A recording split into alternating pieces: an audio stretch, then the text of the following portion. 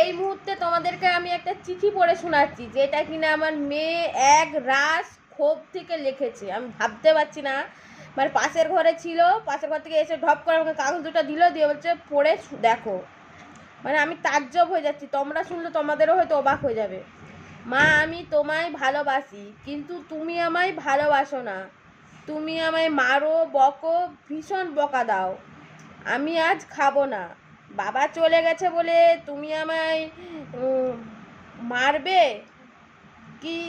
জল মারবা? ও বাবা চলে গেছে বলে তুমি আমাকে মারবার জন্য খেপে গেছো?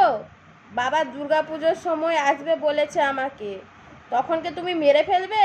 তুমি যেটা ভাবছো সেটা হবে না, কারণ বাবা জামাই ষষ্ঠীতে আসবে।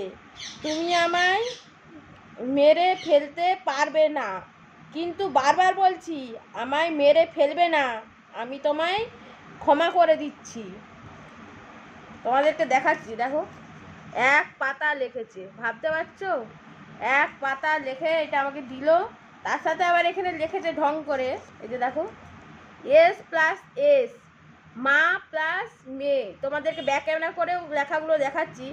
মানে কত ক্ষোভ থেকে আমার উত্তর লিখেছে, আমি সেটাই কতটা কষ্ট পেয়ে তোমাদেরকে ভিডিওটা করছি। বাবা, এত ভালোবাসার পরেও আমার মেয়ের আমার প্রতি এত ক্ষোভ যে এভাবে লিখেছে। দাঁড়াও ব্যাক ক্যামেরা করে দেখাচ্ছি।